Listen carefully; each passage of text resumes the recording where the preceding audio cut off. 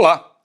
A Lei Complementar número 135 de 2010, também chamada, de Lei da Ficha Limpa, é um exemplo de lei inconstitucional que regulamenta, restrições aí à elegibilidade. Ela foi aí fruto, de um projeto de lei de iniciativa popular encabeçado por entidades que fazem parte do movimento de combate, à corrupção eleitoral, e acabou mobilizando aí vários setores da sociedade brasileira. E é nesse assunto hoje que a gente vai conversar no programa Ideias e Debates com meus dois convidados, Eu vou apresentar agora o primeiro convidado, o doutor Henrique Neves, que já está aí na sua tela. O doutor Henrique foi ex-ministro, ex-ministro do Tribunal Superior Eleitoral do Brasil. E eu tenho também o advogado Hamilton Augusto, advogado aí, especialista em direito eleitoral e administrativo.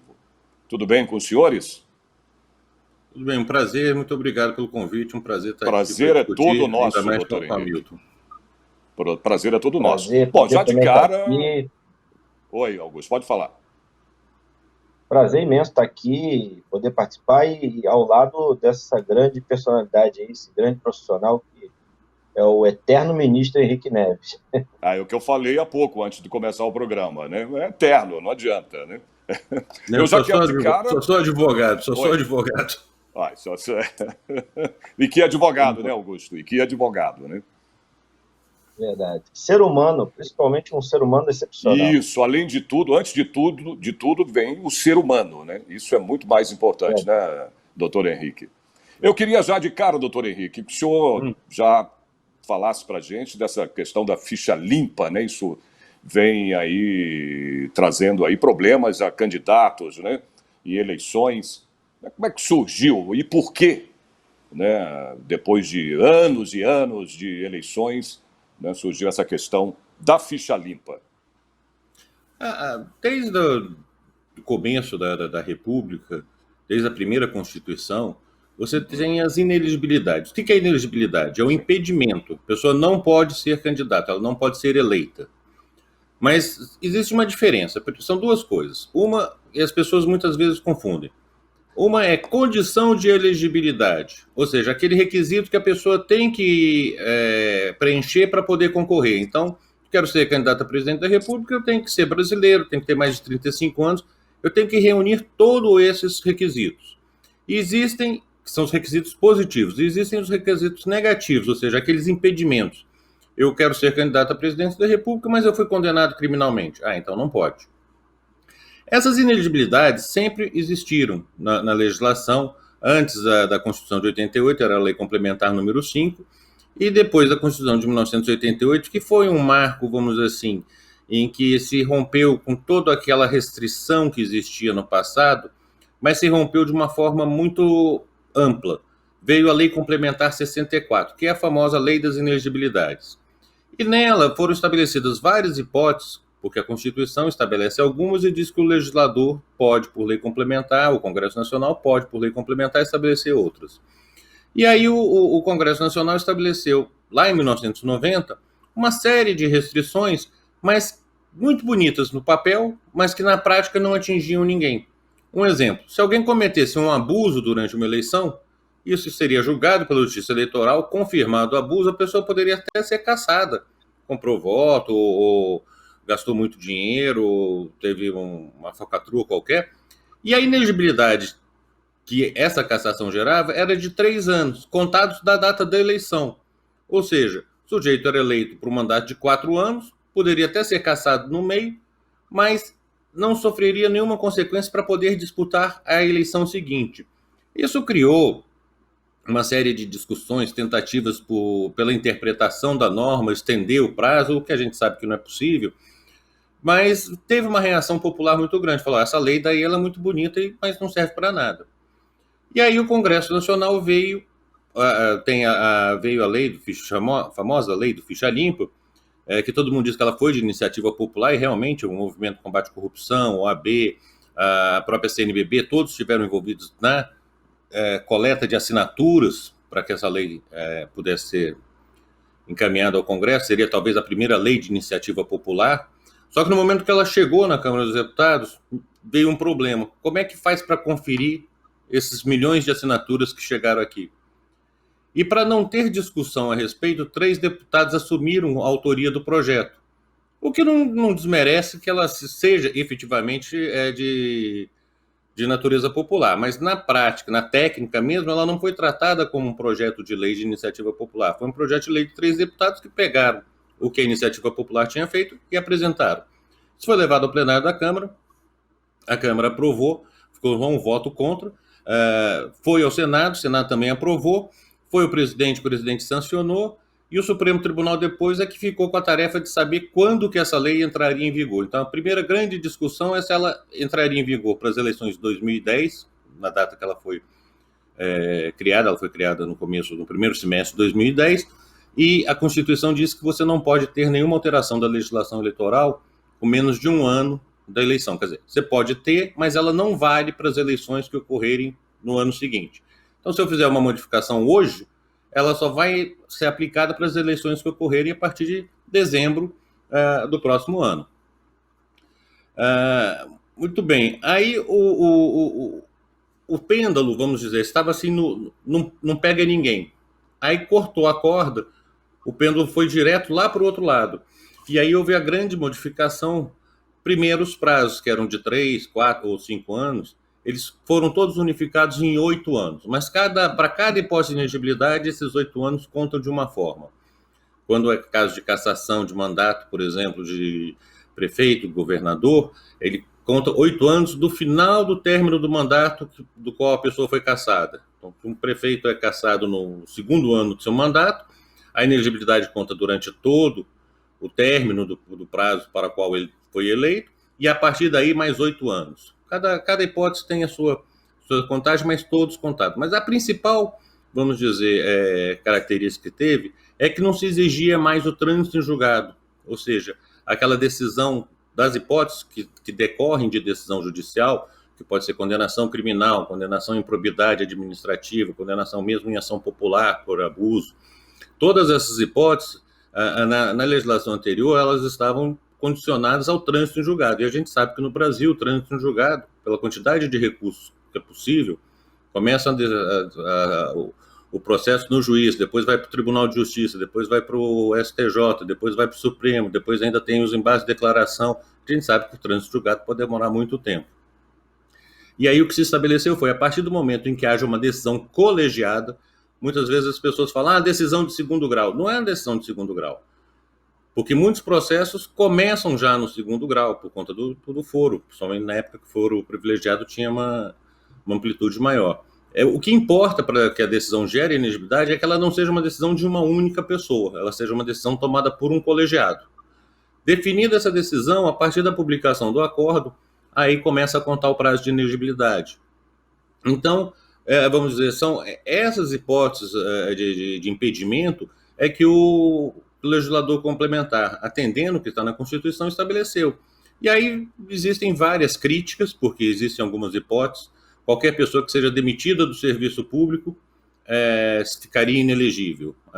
Aí o natural é que todo mundo fala, sim, mas se foi demitido num processo disciplinar, como diz a lei, é porque cometeu alguma infração. Só que a gente sabe que pode ser uma infração de desvio, um peculato, ou pode ser um simples fato da pessoa ter tido um problema, faltou ao serviço reiteradamente por conta de uma doença, não conseguiu justificar a doença, ou alguma coisa assim, acabou sendo demitida. Não é, vamos dizer, um grande desvalor, mas a lei hoje não traça essas diferenças do que seria. Ela só considera, houve demissão, se houve demissão, a pessoa fica inelegível. Então, ela é, vamos dizer, ela é muito boa no espírito de consertar aquela situação anterior que a gente tinha.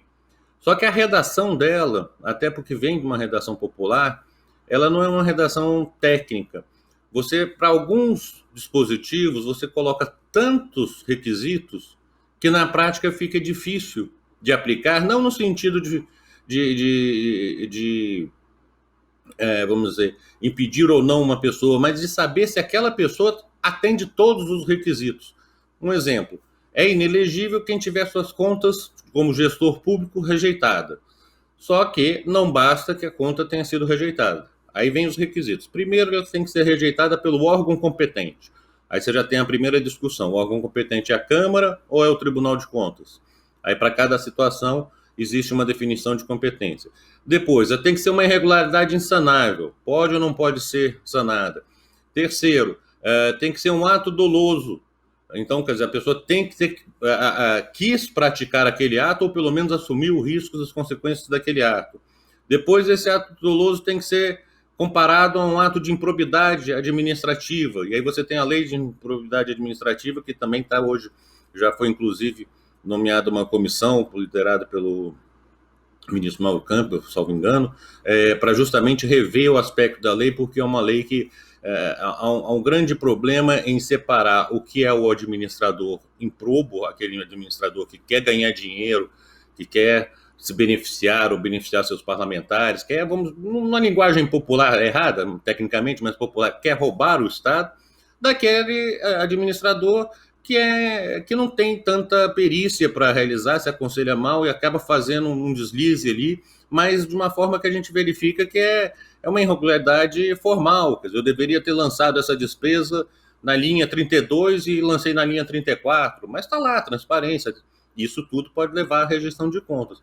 Então, o que eu estou dizendo é o seguinte, para a gente pegar uma hipótese de elegibilidade, a gente tem que desdobrar e saber cada um dos requisitos para cada uma dessas coisas. Isso traz uma grande dificuldade até para a justiça eleitoral, porque é um trabalho, vamos dizer, detalhado, é um trabalho que a justiça não pode examinar o que aconteceu, ela só pode examinar a decisão do Tribunal de Contas ou a decisão da Câmara Legislativa, conforme o caso.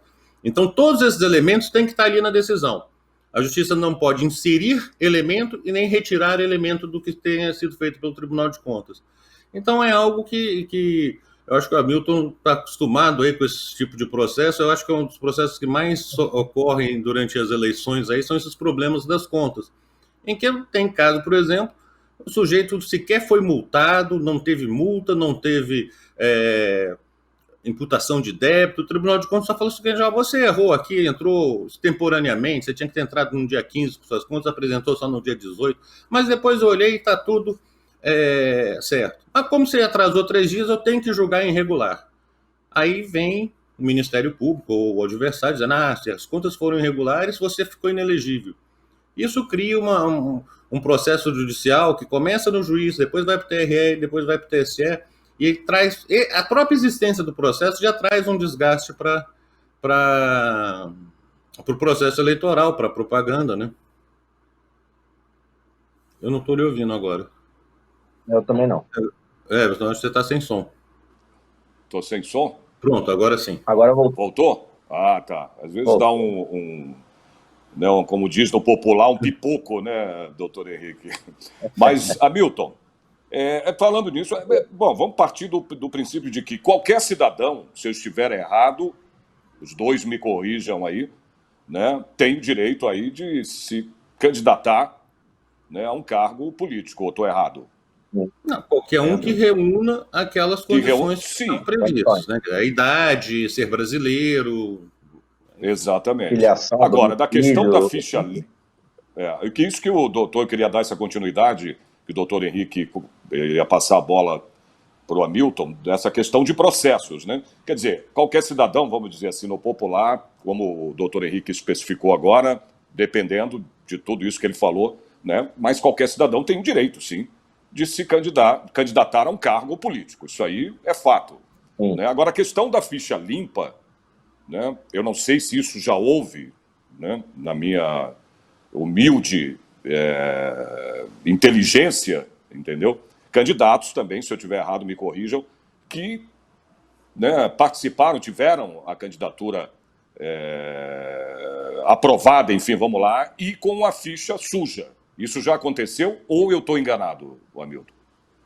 Olha, costumo dizer que é uma tremenda insegurança jurídica. Essa lei, ela tem muitas falhas, né? Ela tem um ponto bom, interessante, que ela trouxe aí, ela veio tentar corrigir um problema do passado, mas eu tenho muita crítica a essa legislação, principalmente guardada as devidas vênias aí, principalmente algumas decisões. Recentemente eu tive algumas decisões nesse sentido, em que não há, no meu entender, a devida análise do contexto. A gente sabe que não cabe à Justiça Eleitoral adentrar ali no que foi decidido, no acerto, né, como diz a súmula, acerto ou desacerto das decisões dos tribunais, que eventualmente julgou, no exemplo das contas, ou na questão da improbidade, que o que foi decidido, o que foi falado. Só que às vezes falta, talvez, um pouco de uma sensibilidade de olhar o entorno. Eu costumo dizer que é meio uma metáfora que eu uso, que é como você ir socorrer um paciente que foi atropelado e você não poder socorrê-lo porque você está do outro lado da via e não pode pular a mureta. É mais ou menos isso. O cara está agonizando e você não pode. O direito socorre a ele. E eu vou dar um exemplo clássico. Recentemente tive um caso em que foi artigo 42 da Lei de Responsabilidade Fiscal, e o Tribunal de Contas do Estado, quando julgou as contas, o voto vencido ele foi muito bem detalhado. O conselheiro conhecido por todos, muito respeitado, foi membro do Ministério Público, o conselheiro Dimas Ramalho, ele pontuou que a falha era tão singela que era possível flexibilizar o artigo 42 da Lei de Responsabilidade Fiscal, que os benefícios ao município foram tamanhos que a falha ali, o déficit era tão ínfimo que era possível suprir isso no próximo ano, né, no mandato subsequente. Tanto é que as contas de 2013, nesse exemplo, teve um superávit de quase 6%. E o que o tribunal considerou? Artigo 42 da Lei de Responsabilidade Fiscal, conforme jurisprudência, é vício insanável, ato doloso, ponto final, está inelegível. Então pegou um gestor que houve uma falha no artigo 42, considerado... Por quê? Porque, só concluindo, porque o voto da maioria do tribunal, que foi o voto vencedor, que não adentrava essas questões de como foi a gestão dele, só dizia o seguinte: olha, tem artigo 42 aqui, então as contas estão rejeitadas. Ponto. Só para explicar, deixa eu te interromper, só para explicar para quem não é da área, artigo 42 é aquele artigo da Lei de Responsabilidade Fiscal que diz que o administrador não pode realizar gastos acima do que ele dispõe nos 2 últimos quadrimestres do último ano do mandato. Ou seja, você gastar o dinheiro sem ter a previsão e o lastro suficiente para efetuar a despesa. Agora, mas a gente pode dizer, desculpa te interromper, não, fica à vontade, Hamilton, a gente pode dizer ou afirmar que a lei da ficha limpa ela não resolveu, no caso aí, na questão, problemas estruturais de processo, mas tendo em vista que a legislação ela, né, se atentou apenas a elencar aí mais hipóteses, né, de inelegibilidade e as suas consequências? Eu acho. Deixa eu só te interromper. Pode falar. Daquela primeira coisa que você perguntou, um inelegível pode ter passado? Pode. Vamos ser sinceros. Hoje, quando a pessoa pede o registro, é publicado um edital. Aí quem quiser, e o Ministério Público é muito atento, impugna e diz: o Hamilton não está querendo ser candidato, mas não pode, porque ele não é boa pessoa por razão A, B ou C. Se não tivesse processo de impugnação, o interesse público é tão grande que o juiz pode conhecer e verificar a presença de qualquer inelegibilidade, mesmo que ninguém tenha falado nada. Ao contrário dos outros processos, onde a regra é o juiz só se pronuncia se houver pedido, no registro de candidatura, não. Se ele reparar que tem alguma coisa errada, ele dá um direito de defesa para a parte. Estou vendo aqui uma coisa, que a gente chama que é o despacho do gato subiu no telhado. Manifeste sobre a possível incidência da inelegibilidade X. Aí a parte tem que se manifestar ali e o juiz pode indeferir o registro. Agora, pode ocorrer um caso de entrar com pedido, ninguém impugna, o juiz, nessa correria que é o processo... Mas eu diz assim, passar desapercebido... 700 mil passa no bolo, e aí tem um grande problema. Se passar, como essa inelegibilidade ela é infraconstitucional, depois da eleição não tem mais como arguí-la. Ou você argue no processo de registro de candidatura, ou depois não argue mais. Então, existe o risco? Existe. Nada. Mas há uma atenção redobrada para que não ocorra. Hamilton. Sem contar, só pontuando um detalhe, a ideia, eu vou muito, quando eu vou fazer uma interpretação, uma defesa, eu vou muito buscar qual o fundamento da legislação, qual foi a intenção do legislador. A intenção do legislador, pela lei da ficha limpa, é tirar da vida pública aqueles candidatos ímprobos, o desonesto, o corrupto. Uhum. Não é tirar o inábil que falhou ali num determinado, como o Henrique pontuou, errou uma linha lá na hora de prestar contas, trocou uma coisa, fez uma licitação equivocada, não era para fazer dessa forma, fez daquela, não sabia, enfim. Ou como eu tive um cliente uma vez que ele comprou do bolso produtos para a prefeitura, teve conta rejeitada porque ele pagou do bolso, não poderia. Ele não tirou do erário, mas ele errou, tá vendo? Aí, o que acontece? Só que na hora da interpretação, que chega a conta rejeitada, que chega lá para ser julgado, pouco importa. Então, estão tirando da vida pública, muitas vezes, aquele candidato que é inábil, e se você olhar bem, muitos daqueles que são desonestos, corruptos, 200 mil processos, só porque foi julgado, por exemplo, na improbidade, ele foi condenado pelo artigo 11, que é princípios, ou ele foi condenado só por dano ao erário, não teve enriquecimento ilícito, porque precisa conjugar os dois, dano e enriquecimento. Então, ele acaba tendo o deferimento do registro e continua candidato. Então, eu acho que, no final, a essência da legislação ela não alcançou aí totalmente. Porque quer dizer que isso depende, então, né, doutores, da interpretação do juiz, no caso, como o Hamilton acabou de falar, né, doutor Henrique? Depende de que maneira, de que forma o juiz interpreta. Ele deu exemplos agora. O que se quer é tirar os corruptos, né? Vamos dizer no popular, os chamados bandidos, né? Entre aspas, porque, né, roubo, para mim, é crime, não tem jeito, né? E ele fez essa comparação.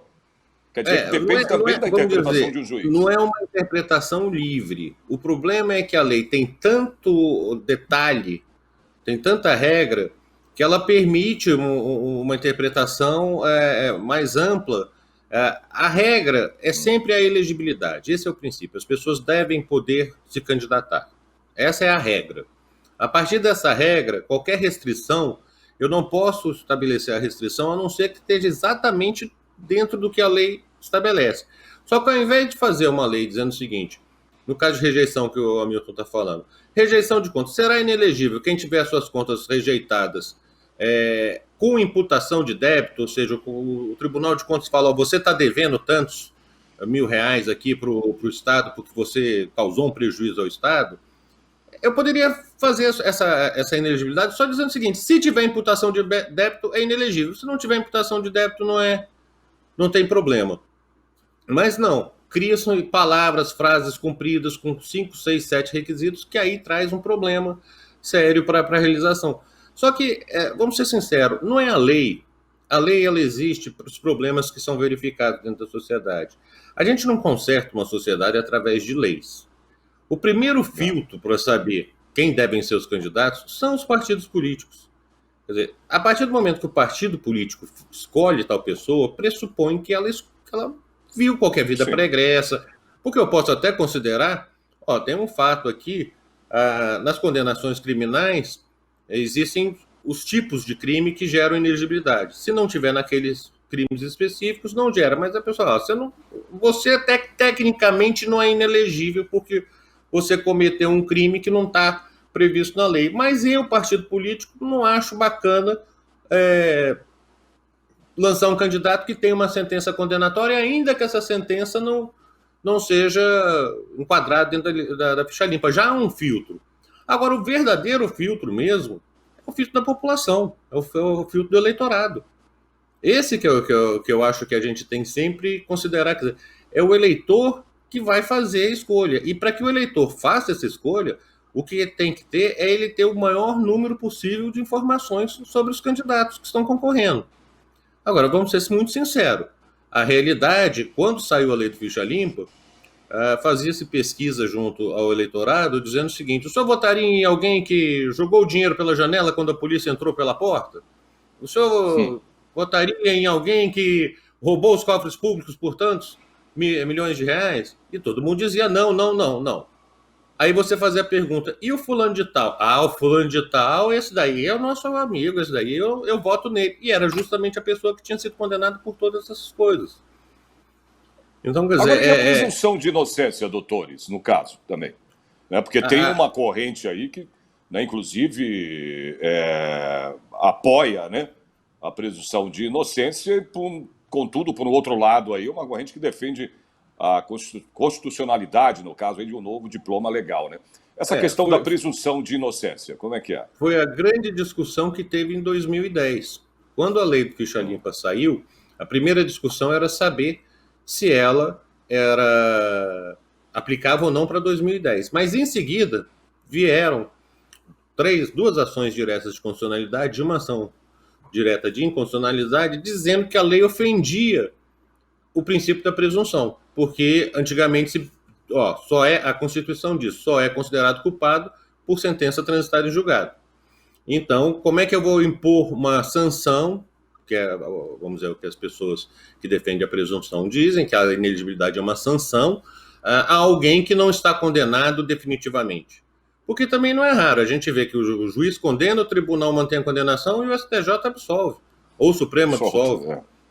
Não, mas aí, vamos dizer, isso daí é um problema que a gente tem no Brasil, que muitas vezes as pessoas jogam a culpa no Supremo, que o Supremo absolve todo mundo, que o STJ absolve todo mundo. Pelo contrário, as regras, elas existem já há muito tempo. A interpretação da regra é feita no país inteiro. E como pode ter interpretação divergente, é preciso ter um órgão central para equalizar que o país tenha exatamente a mesma interpretação, porque a lei é federal.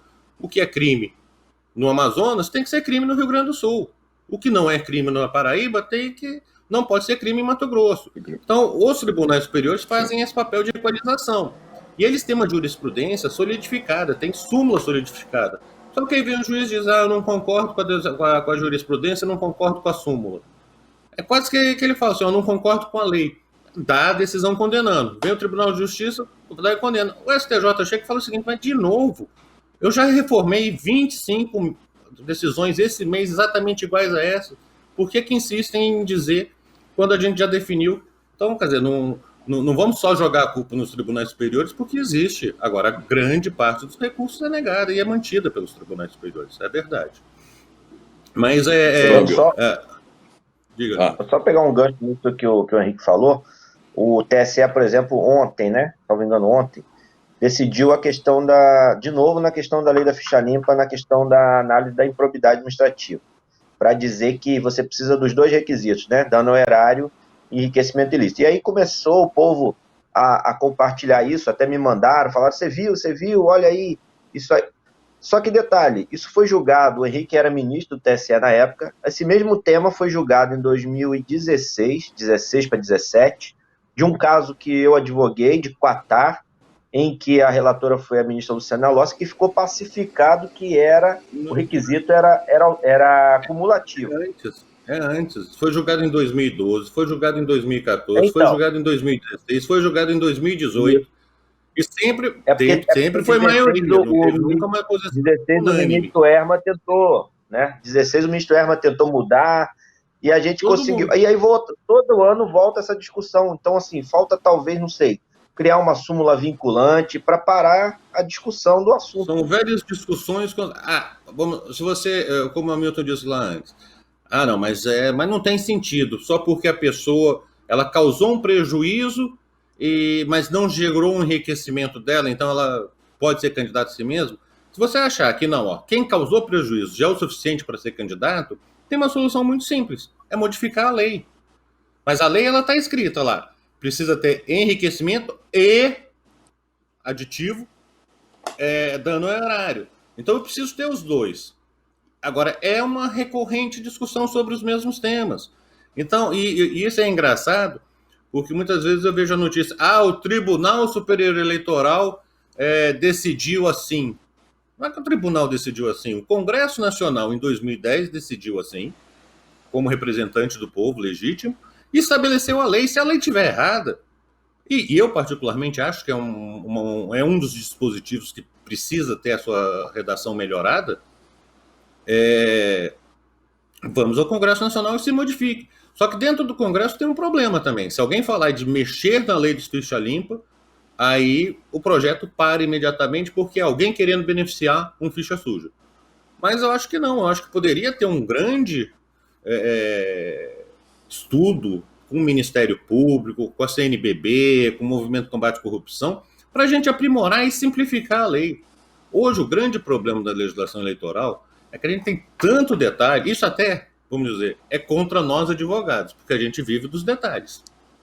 Se eu tiver uma regra muito clara, eu não preciso de advogado para defender a interpretação.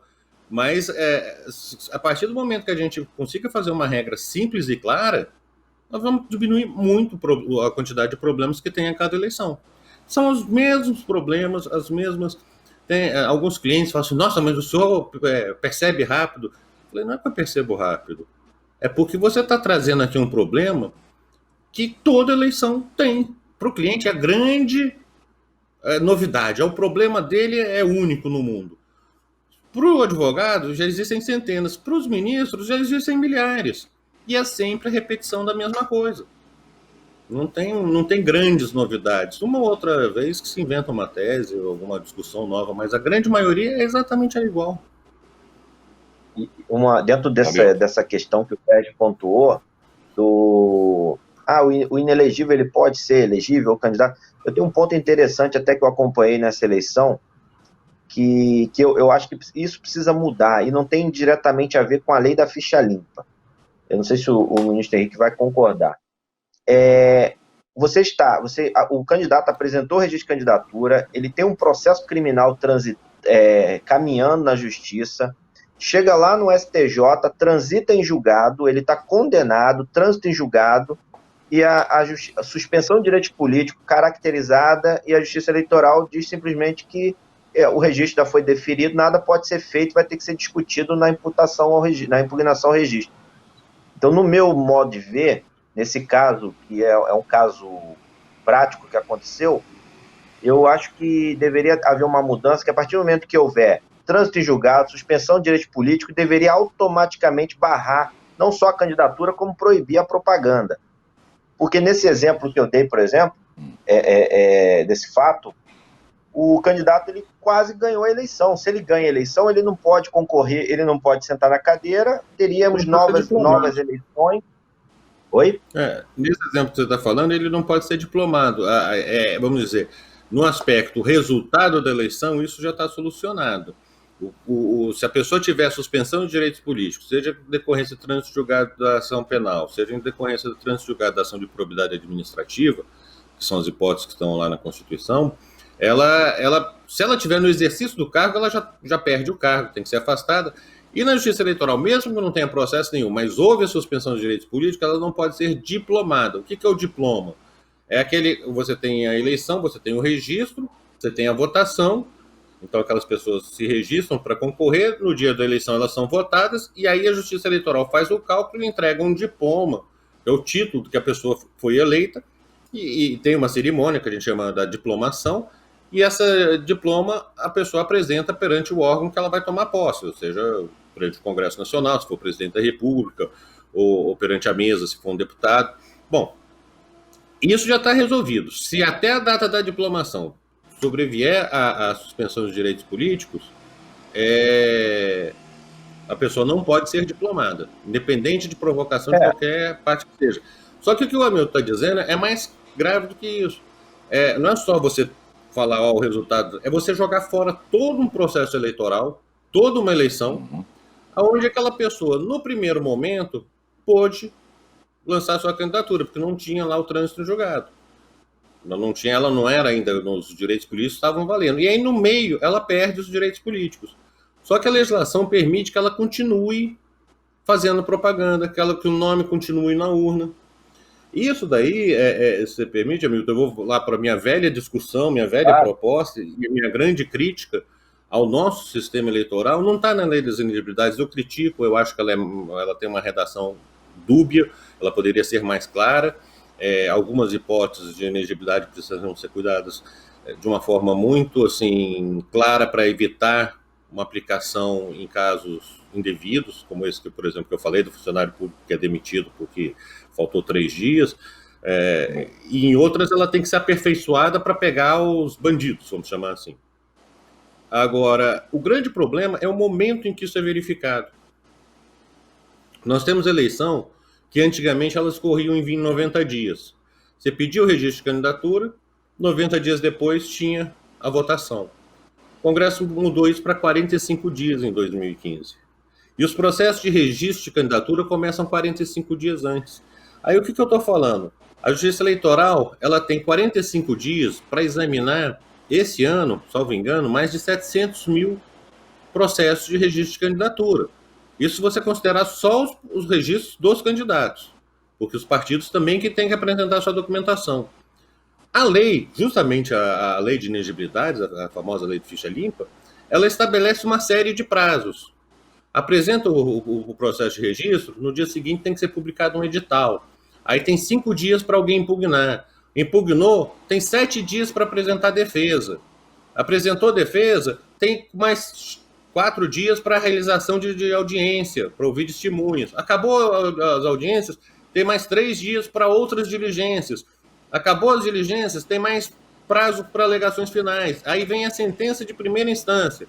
Recurso, com 3 dias para se propor o recurso, 3 dias para contrarrazoar o recurso. E vão somando esses prazos todos. A prática é, se você simplesmente somar esses prazos, considerar que não teve nenhum incidente, que o juiz foi automático, o processo chegou na mão dele e ele já soltou a sentença examinando tudo que as partes falaram. Não teve atraso nenhum. Tudo ocorreu no limite do prazo, que a gente, como advogado, sabe que é impossível de acontecer. Não teve incidente nenhum no processo. Se você somar esses prazos, no dia da eleição, o processo vai estar chegando no Tribunal Regional Eleitoral para julgar. Quer dizer, é impossível.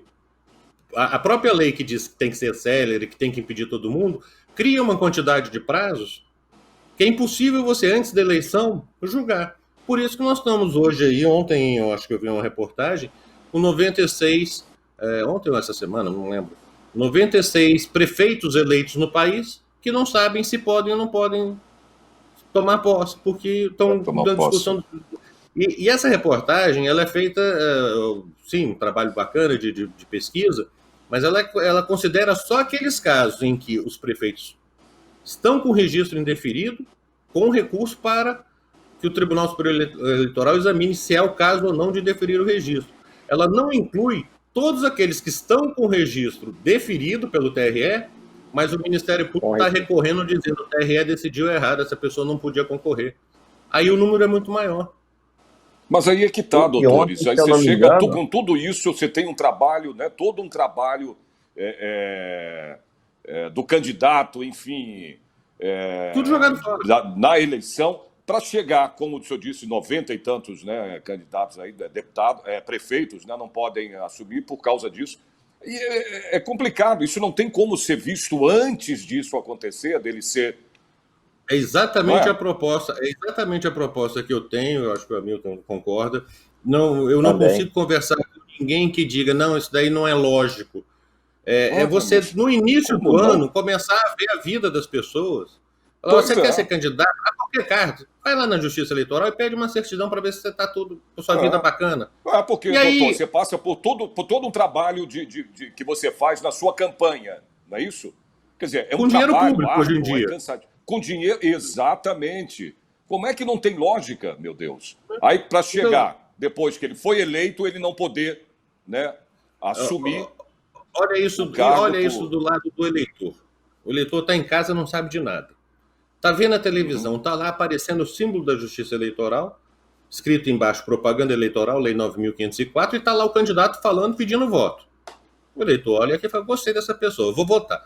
No dia da eleição, ela vai, todo o aparato da Justiça Eleitoral, a urna com símbolo da Justiça Eleitoral, com o brasão da República, ele digita o número, aparece a foto do candidato, ele clica ou confirma, sai aquela musiquinha, vai para casa, às 7 horas da noite, vem o resultado, o candidato está eleito. Aí o candidato toma posse, passa a exercer o mandato. Um ano depois, porque existem alguns processos que chegam a 1 ano, 2, por conta dos incidentes. Um ano depois, a Justiça Eleitoral vem E aí também não é culpa da Justiça Eleitoral, não estou criticando a Justiça Eleitoral. Eu estou dizendo o seguinte, ela vem e aplica, essa pessoa não podia ter sido candidata. Na cabeça do eleitor, Deus, eu falo assim, você não podia, por que deixaram concorrer? Pois é. É diferente daquele sujeito que podia ser candidato e no meio da campanha faz um desvio, compra um voto, no dia da eleição compra um voto, aí sim ele tem que ser punido, tem que ser cassado. Mas é diferente você falar, um ano depois, falar o seguinte, você não podia ter sido candidato. Você não podia, por que foi? Depois de um ano. Qual que é a forma de fazer isso? Muitas pessoas dizem que não, vamos dar mais prazo. Só que se você começar a dar simplesmente mais prazo, antecipar a realização das convenções, você cria um grande problema, que é uma máxima no meio político, que candidato escolhido em convenção ninguém segura. Então a propaganda começa, a propaganda fica mais longa, os gastos aumentam, então ninguém quer aumentar o prazo de propaganda eleitoral porque implica em aumentar custo. Não, e foi essa a declaração que o senhor deu, se eu não me engano, há 3 anos atrás, não é isso? Sim. Não é lógico, eu vou até citar aqui, eu vou abrir aspas, porque não são palavras minhas, e sim do senhor, né? Não é lógico julgar depois, está aqui, da eleição, se um candidato vencedor podia disputar o cargo ou não. Então, essa é a sua opinião permanece, né, doutor? Continuo e ainda continuo no que puder, ajudando quem queira apresentar projetos de lei ou achar uma solução. Eu acho que hoje em dia essa é uma posição, inclusive defendida pelo Tribunal Superior Eleitoral, o ministro Barroso. O relatório da OEA, da Observação Internacional, que a OEA fez aqui no Brasil nessas eleições, constatou também essa dificuldade. Porque, na realidade, se o candidato não está com o registro deferido ali no dia da eleição, o voto do eleitor vira uma aposta. Eu vou votar nessa pessoa que pode ou não pode ser eleita. E vamos ser sinceros, quem tem experiência, porque o Hamilton tem, que já olhou, 95% dos casos a gente já sabe, desde o começo, se a pessoa pode ou não pode ser candidata. Porque a gente conhece, vamos dizer, a posição dos ministros do Supremo, a posição dos ministros do TSE. Agora, tem juiz de primeira instância que tem a sua interpretação própria e diz, não, essa pessoa pode quando ela não pode. Então, o inverso, não pode quando é claro e evidente que ela pode. Então, os recursos são... Eu queria saber, você falando da primeira instância, eu queria até saber do Hamilton também, a condenação no caso da segunda instância. Né? Isso afeta a lei da ficha limpa, Hamilton? Ou Hamilton, doutor Henrique? Não, eu digo na segunda instância, tem a ver? A necessidade da decisão colegiada. Agora, só um ponto que o Henrique falou aí, quando o candidato ele está elegível quando a gente analisa, e às vezes o juiz de primeiro grau não tem aquela prática necessária, porque eles são colocados ali por delegação, são juízes comuns, não criticando nenhum deles, mas às vezes ele não tem a prática eleitoral, nunca teve contato, e aí ele é colocado naquela posição ali, precisa decidir e muitas vezes decide equivocadamente.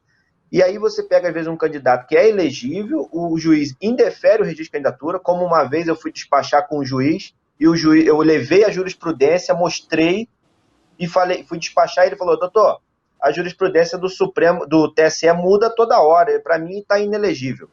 Ele indeferiu, e depois eu deferi, eu consegui o deferimento no TRE. Mas o que aconteceu? O desgaste político foi tão grande que o candidato perdeu a eleição, porque todo mundo começou a pontuar ele como ficha suja, e na verdade não era. Então até esse ponto aí defendido pelo Henrique, de antecipar a análise, você evita essa questão do desgaste político ou do uso político da lei da ficha limpa. E o desgaste ou o benefício? Porque a discussão durante o processo de propaganda eleitoral, se a pessoa pode ou não pode ser candidata, ela pode ter o impacto negativo, porque todo mundo vai chamar de ficha suja, mas a partir do momento que o juiz defere o registro, ou o tribunal reforma e defere o registro, você tem aquela sensação de vitória, que tá vendo? Agora eu tenho aqui uma definição de que eu posso ser sim. Isso alcança uma repercussão nos meios de comunicação social muito maior do que qualquer outro fato da campanha eleitoral. Você leva o nome do candidato a qualquer canto da cidade, mostrando-o como uma posição de vitoriosa. Tinha um partido político que ele era famoso justamente por isso. Como você não pode fazer propaganda antecipada antes de determinado dia, ele sempre criava uma grande disputa interna entre dois grupos, porque ele passava o ano inteiro na imprensa dizendo que os grupos estavam brigando. E aí, às vésperas da eleição, um dos grupos ganhava. Então, aquele grupo já entrava no pleito eleitoral com a imagem de um grupo vencedor. Isso, vamos dizer, para o pessoal de marketing, para estratégia, é um elemento que pode influenciar ao eleitor. Daqui já vem os vencedores, vem assim. Que é o que ocorre na eleição americana, que sempre tem uma disputa nas prévias partidárias para saber quem vai ser o candidato. Na hora que o Biden ganha do Biden ganha da Hillary mesmo, nas escolhas internas, ele já é lançado como o vencedor do partido, ou do Trump, do Republicanos, ele do Democrata, mas ele já é um vencedor de uma eleição que teve para saber quem deveria ser o candidato. Então isso traz um impacto, vamos dizer, de marketing, de propaganda. Eu sou um vencedor, eu sou o vencedor do meu partido. Então, aquela disputa que fala assim, eleja o seu campeão para que ele possa fazer a luta final contra o campeão do outro lado. Então é algo que traz uma influência. E toda essa discussão, se a pessoa pode ou não pode, ela vai trazer o aspecto negativo e, tá vendo? Esse sujeito daí é ficha suja mesmo. Ou vai trazer o aspecto, não, a justiça disse que ele é ficha limpa. Coisas que, enquanto a gente devia estar se preocupando com as propostas de governo, o que a pessoa propõe, quais as teorias, não, a gente só quer saber se ele vai ou não vai ganhar o processo. Vira um debate paralelo. Agora, a gente está chegando já ao final do programa. É uma pena que a gente podia estar aqui com mais de 1 hora de programa, porque é muito interessante, né, esse assunto. Mas a gente pode marcar um outro programa, com certeza eu vou convidá-los aí para a gente continuar, né, com esse papo aqui sobre, não só da questão da ficha limpa, como outros assuntos também aí, né?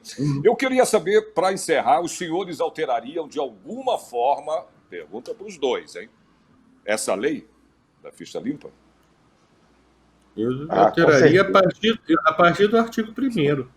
Eu faria uma lei totalmente nova. Mas veja bem, deixar claro, eu não alteraria a lei para tirar e permitir que alguém que hoje está lá e que não pode ser candidato, possa ser candidato. Não é isso. Hoje nós temos uma lei dizendo o seguinte, artigo 1º, são inelegíveis. Aí tem inciso 1º, aí você tem uma série de alíneas. Só essa formatação da lei já é difícil de compreender. Porque tem algumas situações que são específicas para condenação criminal, tem outras situações que são específicas para improbidade administrativa, outras que são para prestação de contas. Então, o mínimo que eu acho que deveria fazer era de criar um artigo para cada uma dessas hipóteses, explicar direitinho, é inelegível quem estiver na situação assim. E quase que com um manual de orientação para o candidato. Se você estiver assim, nem tente. Com a linguagem mais clara possível. Então, eu mudaria a lei, não no seu conteúdo essencial, mas sim na sua redação para dar maior clareza e evitar tanta discussão no processo. E aí, do artigo 1º até o último, faria uma nova. Hamilton. Precisa realmente. Tem muita questão ali que é preciso mexer. Um exemplo, ficar mais claro também. Um exemplo, quando você trata de o inelegível que foi condenado por órgão de classe. Tem isso na legislação. Imagina que a OAB resolva, a gente sabe que acontece em muitos cenários, não citando nem generalizando, mas perseguição dentro da carreira profissional. Aí o cara recebeu uma punição qualquer que seja lá, ele está inelegível porque ele teve a condenação do órgão de classe, ou porque ele deixou de pagar a anuidade. Ele foi condenado, abre-se porque pela lei, o não pagamento, abre-se o processo disciplinar. Está lá na legislação que rege a profissão. Então, se eventualmente aconteceu isso, ele acaba inelegível. Então, eu acho que precisa ficar mais claro. Um outro ponto que eu acho que precisa ficar mais claro é a definição dos conceitos. Quando a lei fala vício insanável, ato doloso de improbidade administrativa, o que é vício insanável para a legislação? O que é ato doloso? Porque o tribunal olha e fala, isso aqui é ato doloso. Mas ele não vai, como a legislação criminal, apurar a vontade livre, consciente de gerar aquele dano ou enriquecimento que o sujeito teve. Ele foi muitas vezes inábil na administração, mas ele não teve a vontade nem de gerar o dano erário e nem de enriquecimento. Ele foi inábil ali, ele não sabia, por desconhecimento, eventualmente ele frustrou uma licitação. Não tem, no meu entender, em muitos casos, tem inabilidade e não tem dolo de gerar o ilícito. E aí a legislação vem, não, só porque aqui foi o artigo 42, por exemplo, da Lei de Responsabilidade Fiscal, é ato doloso, é vício sanável, ponto. E não entra no aprofundamento do que é o ato doloso, onde está o dolo. Então eu acho que a gente precisa rediscutir todos os pontos. Eu concordo com o Henrique nesse ponto. Eu acho que a gente tem que então. A gente tem que tirar os detalhes. A gente tem muito detalhe. E detalhe é onde mora o diabo. Vamos marcar, então, mais um programa para a gente continuar esse bate-papo aqui. Com certeza. Doutor Henrique Neves, ex-ministro aí do Tribunal Superior Eleitoral do Brasil, né, ministro? Prazer em revê-lo aqui no nosso programa. Muito obrigado pela sua participação e agradeço também ao Hamilton Augusto, advogado aí, especialista, né, em direito eleitoral e administrativo e amigo, claro, né, do doutor Henrique. Muito obrigado pela participação dos dois. Eu que agradeço estar aqui. Imagina. Eu agradeço muito estar aqui na presença de vocês, do Henrique, principalmente, parceiro, amigo, aí, ser humano espetacular. Dá para ver, só pelo rosto dele, pela cara, pelo semblante dele. Mas não acredite, que é uma pessoa... Não acredite na imagem, porque pela imagem fica parecendo que eu sou gordo. A gente não pode confiar nessas imagens de televisão. Não pode confiar nas imagens. Muito obrigado. Eu agradeço o convite. Estou inteira à disposição aqui para o dia que vocês quiserem a gente continuar o debate sobre esse e tantos outros temas do direito eleitoral e da democracia. Muito obrigado. Okay. Obrigado aos dois e até um próximo programa que a gente vai marcar com certeza. Obrigado. Obrigado, um abraço. Pois é, gente, esse foi mais um programa Ideias e Debates. Olha, você pode aí rever, né, esta edição na nossa programação, né, do programa, né, a edição na programação e também nas nossas redes sociais, né, que é na Rede Alesp, a Rede Alesp através do YouTube, ok? Então você pode tanto assistir pela Rede Alesp, né, pela TV, quanto pelo YouTube, ok? Espero vocês, então, no próximo programa. Até lá.